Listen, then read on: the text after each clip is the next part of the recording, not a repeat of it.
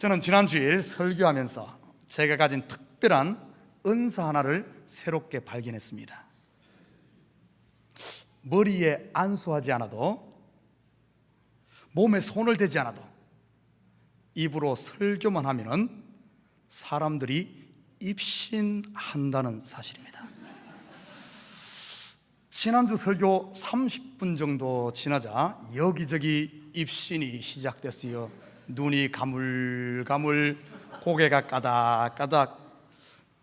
아마 지난주 5분만 더 설교했으면 여기 있는 문목사 세계적인 입신시키는 아주 능력의 목사가 될 뻔했는데 아직까지는 아닌 것 같아요. 하나님께서 아직 그렇게 유명하게는 만들지 않으시는 것 같습니다.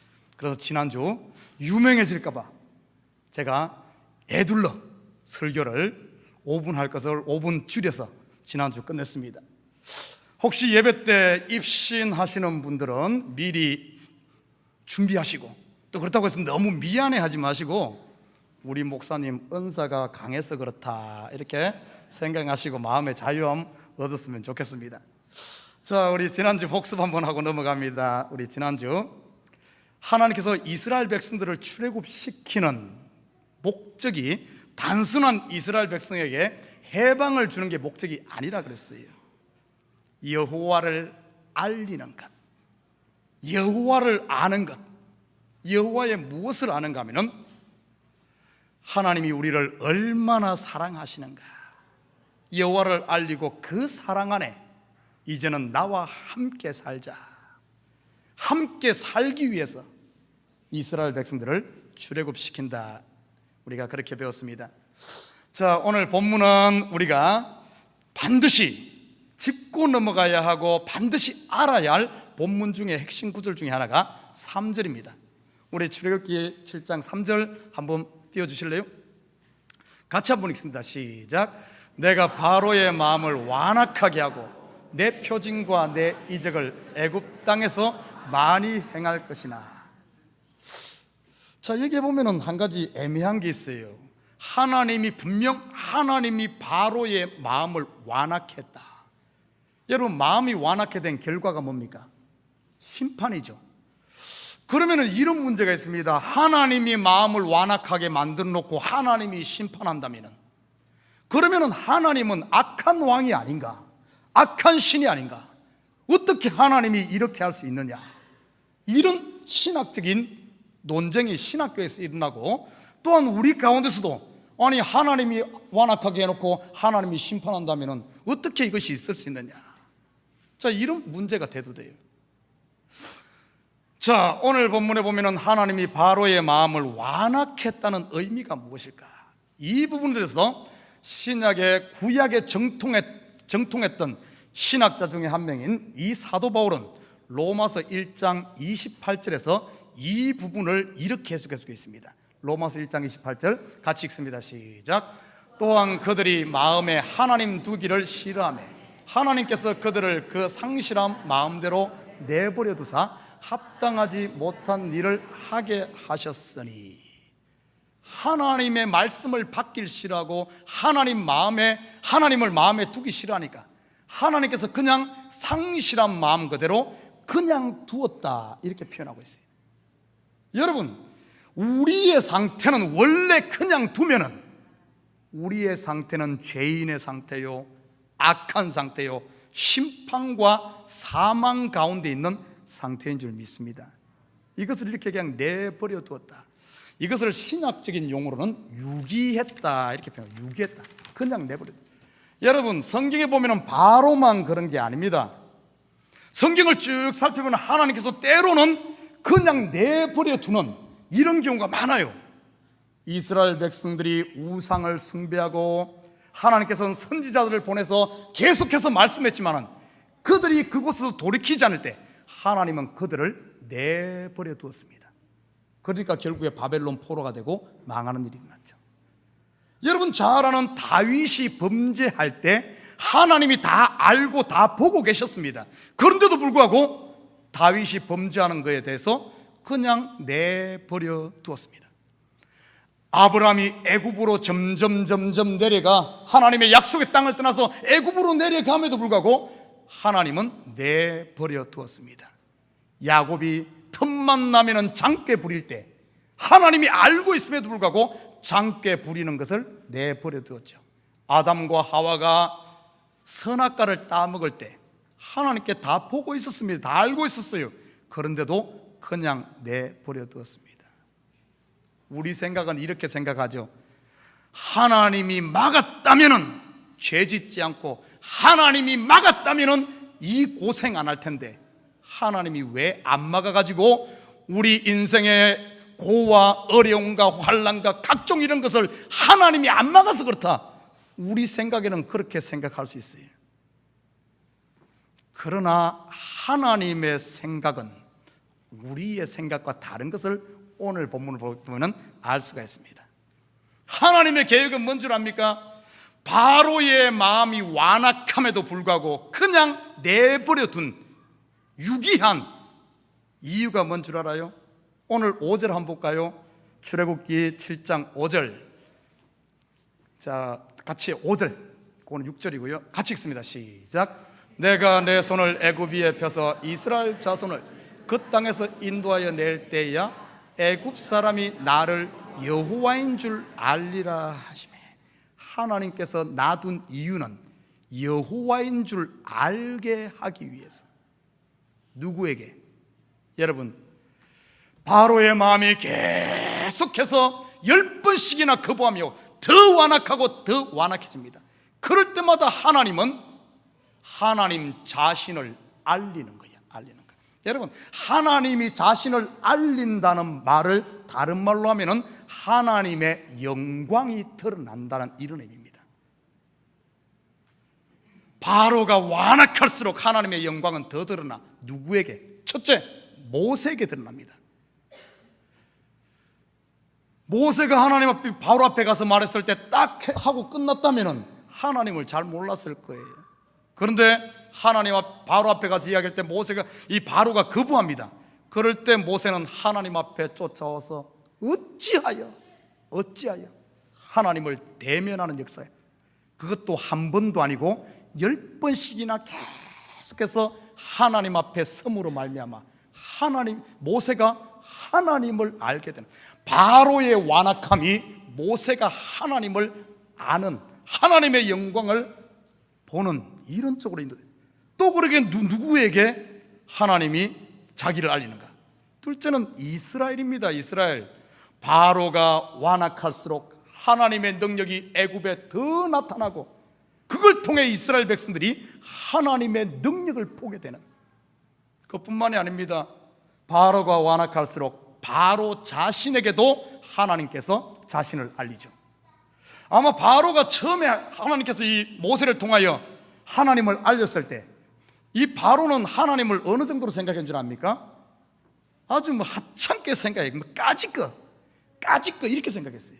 왜? 모세가 와서 지팡이로 뱀만 만드니까 아이고 까짓거 그거 나도 해, 이 정도로 알던 하나님을 점점 가면 갈수록 하나님은 내가 쳐다볼 수 없는 정말 그분은 하나님이다 하는 것을 바로가 알아가는 뿐만 아닙니다. 바로가 완악할수록 애굽에 또 하나님의 영광이 드러나는, 두 손 두 발 다 들잖아요. 나중에 가면 하나님을 알죠. 그뿐만이 아니에요.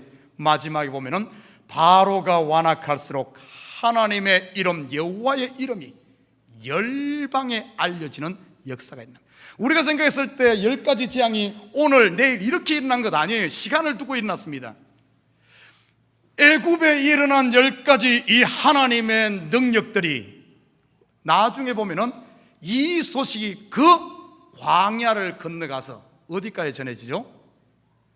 가나안 땅에까지 전해지죠. 그걸 이제 나중에 보면은 가나안 땅 첫 성인 여리고성 점령할 때 거기에 벌써 하나님의 이름을 들은 사람이 나오잖아요. 기생 라합 같은 사람.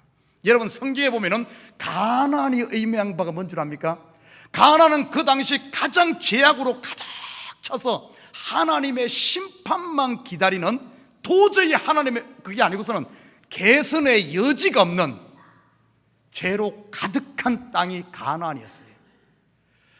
자, 도저히 개선의 여지가 없는 마지막 끝자락, 이것을 신약적인 용어로 뭐라 그런 줄 알아요?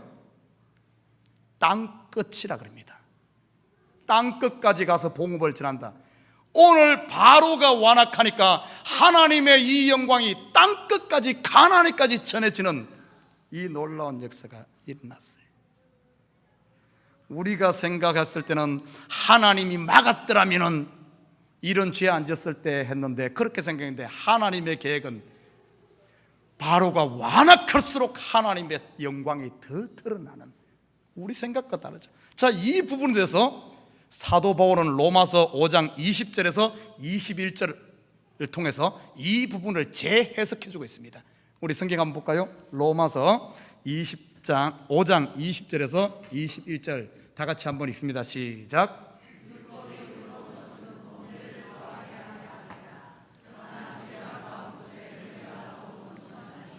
이는 죄가 사망 안에서 왕노릇한 것 같이 은혜도 또한 의로 말미암아 왕노릇하여 우리 주 예수 그리스도로 말미암아 영생에 이르게 하려 함이라. 아멘.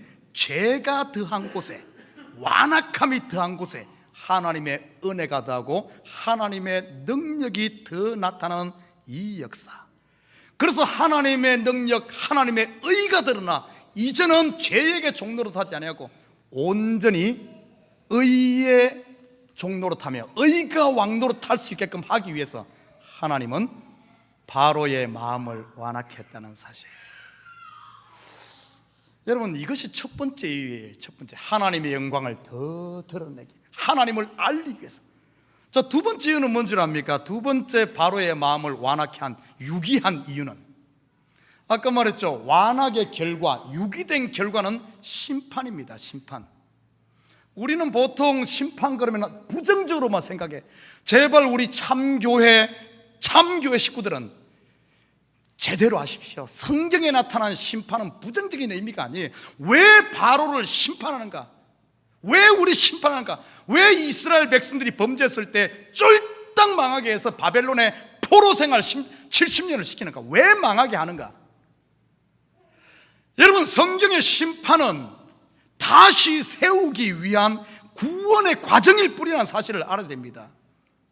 왜 선악과를 따먹혔어요? 선악과를 통해서 생명과에 이르러 영원한 구원을 설명하는 그림이에요. 여러분, 우리 하나님 안에 있는 여러분, 사업이 망한 것도 복입니다. 복. 새롭게 세우기 위해서 땅의 끝이 무너져야만 하늘의 끝이 세워지니까 버릴 게 하나도 없어요. 이걸 알아야 됩니다. 그걸 알아야 돼요. 오늘 바로를 완악해서 심판에 이르게 한 것은 그를 살려내 생명을 주시겠어요. 자, 8절부터 보면은 이제 모세가 다시 바로 왕 앞에 섭니다. 여보, 5장에 보면은 출애굽 우리가 거쳐왔잖아요. 5장에서 바로 앞에 한번 섰다가 어떤 일이 일어납니까? 바로 앞에서 모세가 5장에 보면은 시브리인의 하나님 여호와가 나를 보냈다. 너는 이스라엘을 보내라. 바로 앞에 아주 당당하게 말했다가 어떤 일이 납니까? 야, 여호와가 누구냐? 완전 개망신 당하죠. 바로 앞에 섰다가 개망신 당해. 완전 쫑돼버립니다. 그냥 뭐 속된 말로. 그런데 다시 모세가 바로 앞에 또 섰어. 이 말은 그 사이에 뭐가 있었다는 거예요? 회복이 있었고 치료가 있었고 뭔가 다시 한 번 더 세임을 얻었다는 거예요. 그 사이에 어떤 일이 일어납니까? 어떻게 회복된 거예요? 모세가 하나님 앞에 섰기 때문에 바로 앞에서 실망하고 낙심했던 것을 다시 하나님 앞에 서고 나니까 모세가 세임 얻는 거예요. 이것이 몇 번 일어난 줄 압니까? 출애굽기 짧은 앞으로 보면은 10번씩이나 바로 앞에 가서 망신당하고 얻어터지고 욕먹고 죽임에 위협당하고, 그럴 때마다 모세는 하나님 앞에 자기를 세우는 거예요. 하나님 앞에 설 때마다 하나님을 더 깊이 알아가며 그가 회복되어지는 모습. 나중에 가서는 죽인다 그래도 다시 갈 수 있는 이 용기가 있었어요. 사랑하는 우리 식구 여러분 지쳐 있습니까? 힘듭니까? 하나님 앞에 서시기를 주님을 부탁드립니다.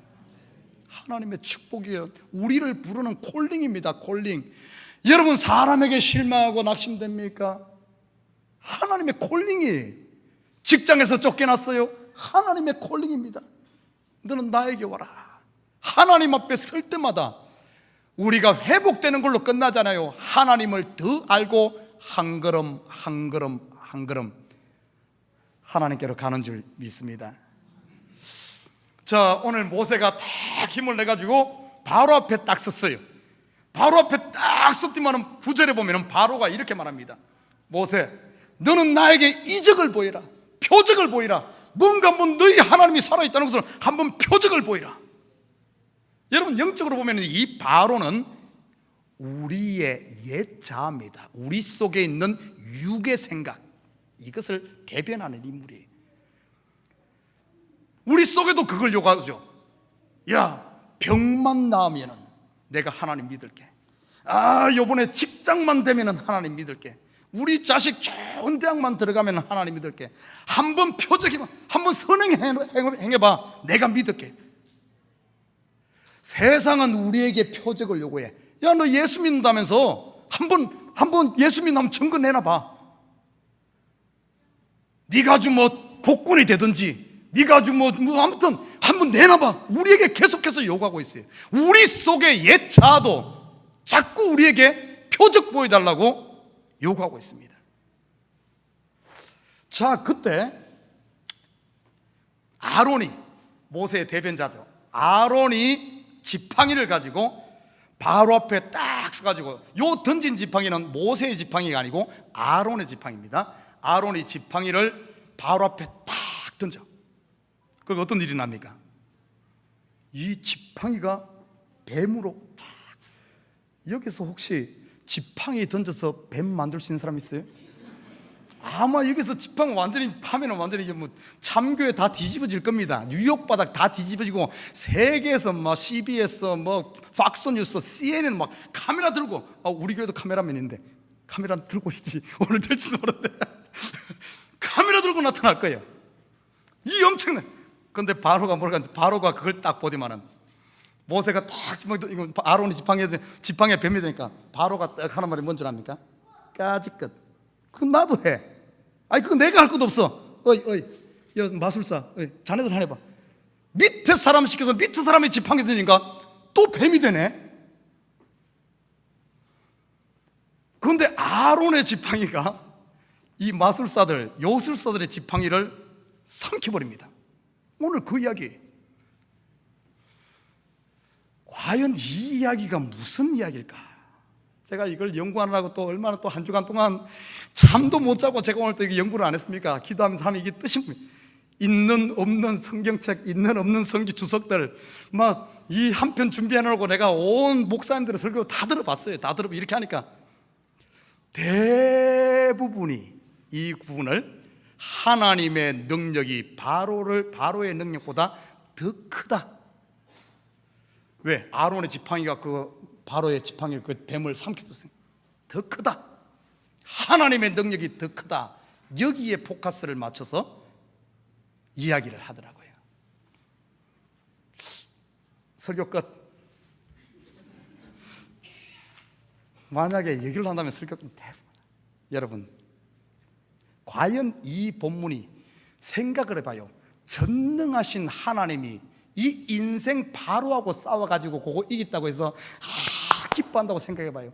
어른이, 골리앗 같은 어른이 이제 갓 태어난 애들 그거 이겼다고 해서 그 아들 그 사탕을 뺏어갖고 내가 이겼다 하면서 기뻐한다고. 여러분, 과연 이 이야기가 그 이야기일까? 하나님의 능력이 바로보다 세다, 이 소리 하는 걸까? 안타깝게도 이 시대에 보면 수많은 성도들이 여기에 머물러 있어요. 여기 표적 위에 표적만 바라보면서 실체를 못 보고 여기에 머물러 있어요. 여기. 안타까워 죽겠어요. 지금 요즘 하나님께서 계속 저에게 주시는 말씀이, 이 눈에 보이는 표적, 이 장벽을 넘어서, 이것을 넘어서 실체를 보게. 그러다 보니까 이 하늘의 것을 땅에다 설명하려고 하니까 얼마나 어려운지 몰라. 그래서 어떤 분들은 그래, 목사님 설교가 너무 어렵다, 목사님은 성경을 이상하게 푼다, 이런 소리가 들린다 그래. 예수님께서 이 땅에 와서 하늘의 것을 설명할 때 땅의 것 땅의 사람들이 못 알아들었어요. 못 알아들어. 그래 그거 설명하려고 온갖 방법으로 성령이 인도해야만 그게 깨달아지는 거예요. 여러분, 이 하늘의 세계, 우리가 이 땅에서 바늘구멍만 나도, 제가 하는 것은 사실 하늘에 이 영의 세계 바늘구멍 내는 거예요. 바늘구멍. 그 바늘구멍으로 빛 한 줄기만 들어와도 세상의 모든 빛보다도 더 큰 빛인 줄 믿습니다. 하나님의 사랑 바늘구멍만큼이라도 맛만 보고 나면은, 여러분, 세상의 그 모두가 나를 대적하고 천만인이 나를 버린다 할지라도 외롭지 않아요. 외롭지 않아. 이 하늘 세계를 봐야 돼. 우리가 안타깝게도 너무나 많은 지금 이 시대 교회들이, 성도들이 요한복음 4장에 보면은 사마리아 수가성의 여인처럼 그런 삶을 살아. 물을 마셔도 또 목마른 삶, 남편이 5이 있어도 채워지지 않는 삶, 지금 있는 남편도 내 남편이 아닌, 예배를 드려도 채워지지 않는 이유가 뭡니까? 이 표적만 쫓아가니까 그래. 표적만. 그 하늘 표적 뒤에 있는 보이는 세계는 보이지 않는 세계로 말미암은데, 이 보이는 표적을 통해 보이지 않는 하나님의 사랑, 하나님의 세계를 봐야 하는데 그걸 못 보니까 목마른 거예요. 목마른 거. 실체 못 보면은 표적 쫓아가다가 인생 끝나버립니다. 세상은 우리에게 표적을 요구해. 이거는 단순히 성경 시대 보면은 예수님 시대도 똑같이 표적 요구합니다. 예수님이 십자가에 못 박혀 달리 돌아가실 때 밑에서 뭐라 그랬어요? 예수, 당신이 하나님의 아들이라면 내려와 한번 표적 보여봐. 예수님이 40일 동안 굶주릴 때 사단이 나타나서 표적 보여봐. 야, 돌 많잖아. 이 돌 가지고 떡덩이 만들어봐. 그거 먹어. 왜 그래? 높은 산에 올라가서 야, 뛰어내려봐. 천사들이 와서 받을 거예요. 표적 보여봐. 이스라엘이 유대가 바벨론의 포로로 잡혀갔을 때 바벨론 사람들이 이스라엘 백성들을 부르는데, 야, 너희들 한번 시온에 너희 하나님 여호와 전능하신 하나님이라면서 한번 시온의 노래 한번 불러봐.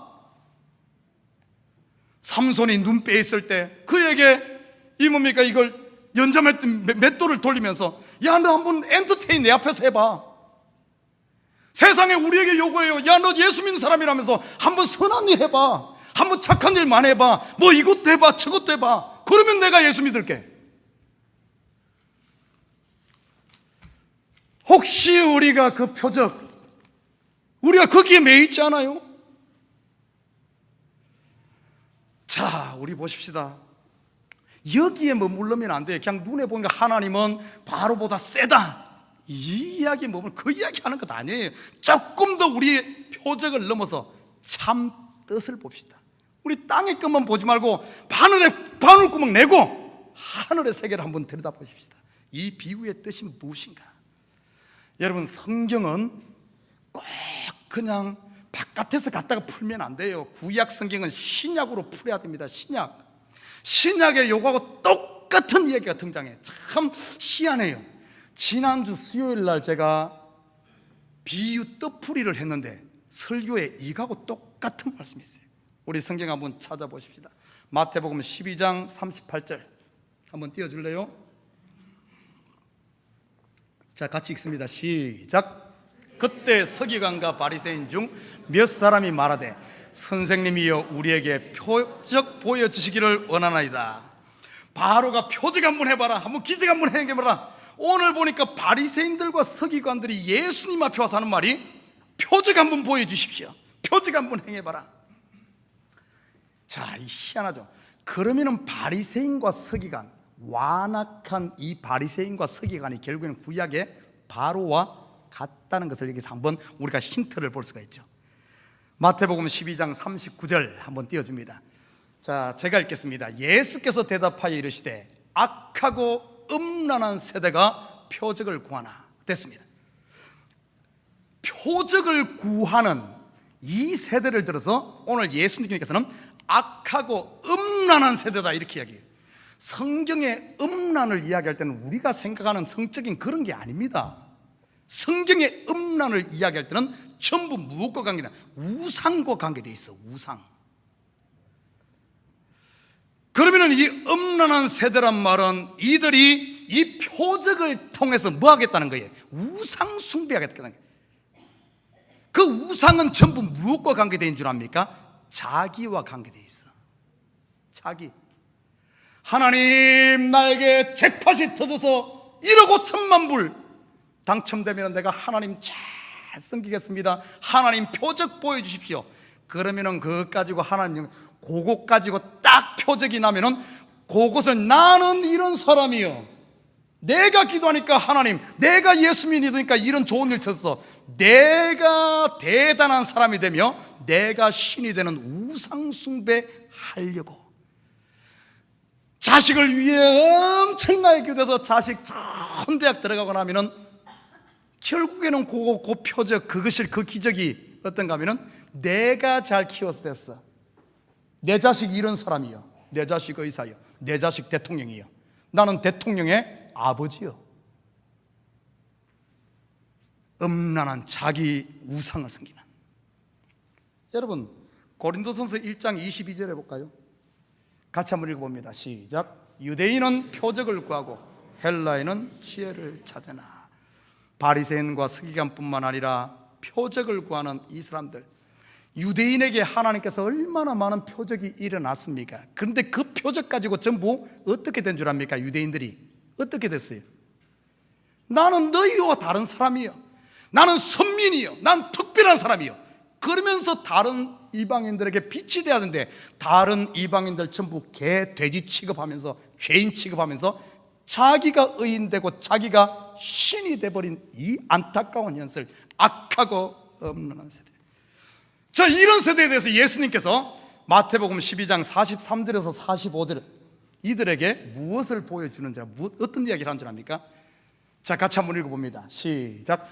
더러운 귀신이 사람에게서 나갔을 때 물 없는 곳으로 다니며 쉬기를 구하되 쉴 곳을 얻지 못하고 이에 이르되 내가 나온 내 집으로 돌아가리라 하고 와 보니 그 집이 비고 청소되고 수리되었거늘 이에 가서 저보다 더 악한 귀신 7을 데리고 들어가서 그 사람의 나중 형편이 전보다 더욱 심하게 되느니라. 이 악한 세대가 또한 이렇게 되리라. 여러분 한번 봐요. 지금쯤 되면 입신 들어갈 때가 됐는데 오늘은 은사를 하나님께서 가져가 버렸는가 봐요. 한 주만 주고 그냥 가져가 버린다. 아무도 입신이 안 들어가네. 여러분, 표적을 구하는 이 사람들에게 표적을 보여준 것이 아니라 귀신 이야기를 하고 있어요. 귀신 이야기. 이 이야기가 뭔가? 표적만 구하는 신앙, 복만 찾는 복주비는 더 큰 복을 원하고 더 센 것, 더 센 것, 더 센 것. 바로에게 하나 보여주면 더 센 것, 더 센 것, 더 센 것. 점점 완악해지고 중독되어지는, 표적만 구하는 신앙, 이것을 귀신이다 이렇게 표현하는 거예요. 자, 그러면서 보십시오. 44절에 보면은 이렇게 표현하고 있어요. 그들이 뭐 하는 줄 압니까? 이 사람들은 지금 예수님 누구를 비유하는, 지금 대놓고 하는가 하면은 바리새인들, 서기관들. 그들의 행위가 어떻게 되는지 44절에 보면은 비고 청소되고 수리했다. 이것은 바리새인들의 행위를 말하거든요. 그 당시 바리새인들이 어떤 행위를 했습니까? 나는 일주일에 2번 금식하고 사거리 가서 큰 소리로 기도하고 각종 절기, 각종 헌금 열심히 하고 구제하고 열심히 종교 의식하면서 안식일을 지키고 전부 이렇게 하는, 그것을 44절에는 비고 청소하고 수리했다 이렇게 표현하고 있어요. 자, 그런데 이 행위를 오늘 예수님은 뭐라 그런 줄 압니까? 비고 수리하고 청소해놓고 나니까 7 귀신이 들어와서 그 집에 간다. 더 완악해져 버린, 더 강팍해져 버린, 스스로 의인 되어서 이게 씨가 먹히는 이런 존재가 되었. 이 사람들의 특징이 뭔 줄 압니까? 이 귀신이 나와서 물 없는 곳으로만 다녀. 물은 은혜입니다. 은혜. 하나님의 은혜 말씀, 복음이 있는 은혜로는 안 들어오고 자꾸 자기만 높이는 이런 행위들, 표적만 구하는 이런 신앙을 오늘 예수님이 뭐라는 줄 압니까? 7 귀신 불러들이는 행위. 이것을 우리 순수 한국말로 뭐라 그러죠? 모르는구만. 저는 시골에 가서 이런 거 많이 봤어요. 부닥거리. 아나 모르나? 아니 무당이 부닥거리 하잖아. 부닥거리. 귀신 불러들이는 행위. 부닥거리 하고 앉았는 거예요. 부닥거리. 혹시 우리가 이 시대 교회들이 귀신 불러들이는 부닥거리만 하고 있지 않아요? 전부 표적만 구하고 복구하고 뭐 구해가지고 조금 되면 나는 이런 사람이여, 나는 특별한 사람이여, 그것 가지고 하나님 능력이니 어쩌니 하면서 하고 됐는 이 부닥거리 하고 있잖아요. 자, 오늘 본문으로 돌아옵니다. 본문.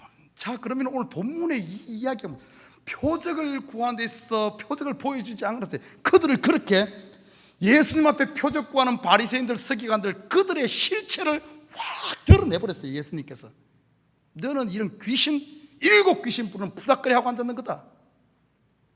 자, 오늘 똑같은 그림 우리 출애굽기 7장으로 넘어옵니다. 자, 바로가 똑같이 오고요. 우리에게 표적 보여주십시오. 표적 보여주십시오. 그때 바로 앞에 아론이 지팡이를 탁 던지니까 뱀이 돼. 자, 지팡이를 던져서 뱀된 사건이 이 앞에 한 번 있었죠. 어디에서? 호렙산에서 모세가 자기 지팡이를 던졌지만은 어떤 일이 있어요? 뱀이 되었죠. 그걸 뭐라 그랬습니까? 그 표적 속에 숨겨진 비밀이 뭐라 그랬어요? 모세의 지팡이는 자기를 이야기해. 자기 자신을 땅에 던졌더니만은 자기의 실체가 드러나는, 내가 낸 거룩한 줄 알고 보니까 내가 뱀이구나, 나는 죄인이구나, 나는 악한 조 뱀이구나 하는 것을 발견하지 않습니까? 그것을 뭐라 그랬어요? 율법이다 그러잖아요. 율법이 주어진 것은 우리가 죄인임을 드러내는. 그리고 두 번째 표적은 뭐죠? 모세가 꼬리를 잡았지만 다시 지팡이가 되는데, 이 지팡이는 그냥 지팡이가 아니라 하나님의 지팡이가 되는, 하나님의 사람, 하나님의 메신저가 되어지는 이 역사를 이야기했잖아요. 똑같은 이야기.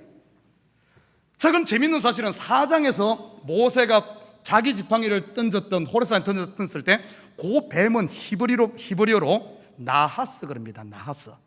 그 나하스란 말은 그냥 말 그대로 우리 꼬불꼬불한 뱀이에요. 뱀. 자, 그런데 오늘 본문에 나타난 아론이 바로 앞에 이 지팡이를 탁 던지던 뱀이 된데, 이 뱀은 나하스란 단어를 쓰지 않고 탄닌이라는 단어를 씁니다. 이 탄닌이란 뜻이 무엇일까? 우리 성경 한번 찾아볼까요? 시편 74편 13절 같이 한번 읽습니다. 시편 74편 13절 같이 시작. 주께서 지혜의 능력으로 바다를 나누시고, 이사야 51장 9절 같이 읽습니다. 시작. 여호와 팔이여 깨소서 능력을 베푸소서. 옛날 옛 시대에 깨신 것 같이 하소서. 라합을 점이시고 용을 찌르신 이가 어찌 주가 아니시며. 두 구절에 공통적으로 등장하는 단어가 있습니다. 탄닌이란 단어는 무엇을 얘기할까요? 자, 그 앞줄 한번 보여줄래요? 시편 74편 13절. 여기서 탄닌은 무엇을 얘기할까요? 용입니다. 용. 이사야 51장 9절 한번 띄워줍니다. 용. 여기서는 뱀, 우리말로는 똑같이 뱀으로 번역했지만 실제 원어에는 이 뱀이 용입니다. 용, 탄닌입니다. 뭔 이야기 하는 겁니까? 이 지팡이를 바로 앞에 던졌다는 것은 바로 앞에 뭘 던진다는 거예요? 하나님의 율법, 하나님의 말씀, 하나님의 복음을 던진 거예요. 말씀을 던졌지만은 바로의 실체가 다 드러나는 겁니다. 바로의 실체가 뭐예요? 용이란 거예요. 용. 뱀 중에서도 뱀 중에 어떻게 보면 더 큰 뱀, 용. 바로 네가 대단한 것 같지만 네 실체는 바로 용이다. 용. 그러면서 보십시오. 바로가 자기 신하들에게 또 지팡이를 던지게 하죠. 또 뱀이 나옵니다. 뱀. 이 말은 뭔 줄 압니까? 바로의 신하들, 애굽 백성들 전부 그들의 실체도 죄인, 사망 가운데 있는 뱀이란 것. 그런데 보십시오. 용이, 이 아론의 지팡이 뱀이 바로의 신하의 뱀을 삼켜. 어떤 의미일까요? 우리 성경 안 찾아봅니다. 요한계시록 9장 3절에서 6절. 자, 4분이면 끝나니까 입신 들어가려고 준비하는 사람 옆 사람이 좀 깨워줍니다. 이제 4분 안에 끝날 거예요. 은사가 아직 조금은 남아있어요. 하나님께서 완전히는 안 가져갔어. 자, 계시록 9장 3절에서 6절 같이 한번 읽어봅니다. 또 황충이 연기 가운데로부터 땅 위에 나오매 그들이 땅에 있는 정갈의 권세와 같은 권세를 받았더라. 그들에게 이르시되 땅의 풀이나 푸른 것이나 각종 수목은 해하지 말고 오직 이마에 하나님의 인침을 받지 아니한 사람들만 해하라 하시더라. 그러나 그들을 죽이지는 못하게 하시고 5달 동안 괴롭게만 하게 하시는데 그 괴롭게 하면 정갈이 사람들을 쏠 때 괴롭게 함과 같더라. 자, 여기까지 봅니다. 여러분, 요한계시록에 똑같은 그림이 또 소개되고 있어요.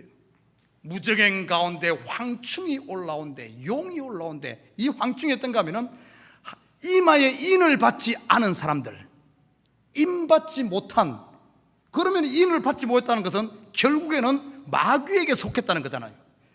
인을 받은 사람을 힘들게 하는 것이 아니라 인을 받지 못한 마귀 입장에서 자기 백성들을 5달 동안 괴롭히는 거예요. 오늘 뭔 말인 줄 압니까? 바로 너는 용인데 네가 앞으로 애굽의 10가지의 이런 재앙이 일어나고 갖가지 어려움일 텐데 그것이 하나님이 하는 줄로 생각하지 마라. 그 괴로움 알고 보면은 네가 다 잡아먹은 거다. 네가 너희의 완악함이, 너희의 강팍함이 네 백성들을 괴롭히게 하고 네가 그렇게 하는 거다 하는 것을 보여주는 바로의 실체를 드러낸 그 뱀이, 그 신하가 만든 뱀을 잡아먹는. 여러분, 누가 나를 힘들게 한다 그러지 말아요. 남편 때문에 못 살겠어요. 교회 놓고 어느 집사 때문에 못 살겠어요. 목사님이 설교 길게 해서 못 살겠어요. 그러지 말아요. 누가 그러는 것이 아니에요. 하나님이 그러는 게 아닙니다. 결국에는 뭔가 하면 나의 완악함이 결국에는 나를 힘들게 하고 내 인생을 망치고 내 인생을 이렇게 하는 거예요. 바로야, 바로야, 내가 능력이 한다고 생각하지 마라. 네 완악함이 너를 죽이고 네 백성들을 죽인다. 결론으로 돌아갑니다. 결론에 보면은 표적을 구하는, 예수님께서 가르치는 표적을 구하는 바리새인과 서기관에게 내가 너에게 표적 보여주지 않겠다. 그러나 한 가지 표적이 있다 하며 마태복음 12장 39절 한번 볼까요? 같이 읽습니다. 시작. 예수께서 대답하여 이르시되 악하고 음란한 세대가 표적을 구하나 선지자 요나의 표적밖에는 볼 표적이 없느니라. 다른 표적 보여주지 아니하고 밥 달라 그래서 밥 주고 뭐 건강 이렇게 하지 않아요. 그들이 단들 엔터테인 하지 않았어요. 그 대신에 뭘 보여준 줄 압니까? 요나의 표적, 십자가의 죽음, 자신의 죽음, 아들의 죽음. 보십시오. 애굽의 9가지 표적을 통해서 변한 건 아무것도 없습니다. 그러나 마지막 10번째 아들의 죽음을 통해서 해방되어지고 사는 역사가 일어나요. 예수님을 보여주면 능력으로 되는 것 아니에요. 자신의 죽음, 뭔 말입니까? 내가 너를 이렇게 사랑한다, 내가 너를 이렇게 사랑한다. 그 십자가를 통해 요나의 표적으로 결국에는 우리를 건져내는, 오늘도 세상은 나에게 표적을 요구합니다. 내 속에 있는 옛 자아는 계속해서 표적을 요구해. 내가 이 문제 돈만 해결되면은 헌금 팍팍하고 하나님 잘 섬길게. 내가 병만 났으면은 뭐할게. 내가 복하며 표적만 쫓아가고 있지 않아요? 악하고 음란한 세대의 삶을 살고 있지 않아요? 여러분, 어떤 표적을 보길 원합니까? 어떤 표적을 보길 원해요? 하나님, 요나의 표적을 보여. 나를 위해 아들을 보내주신 십자가의 사랑. 하나님, 그 사랑이면 됩니다. 내가 다른 거 필요 없어요. 그 사랑, 바늘 구멍이라도 좋으니까 그 사랑을 알기를. 여러분, 세상에 어떤 표적 보여주길 원합니까? 내가 성공해서 돈 많이 벌어서 자식 잘 키워서 나는 이런 사람이야, 그 능력으로 누르려고요? 세상에 어떤 표적 보여주길 원합니까? 세상이 원하는 그 앞에 엔터테인하며 광대 노릇 할 겁니까? 언제까지 광대 노릇 할 거예요?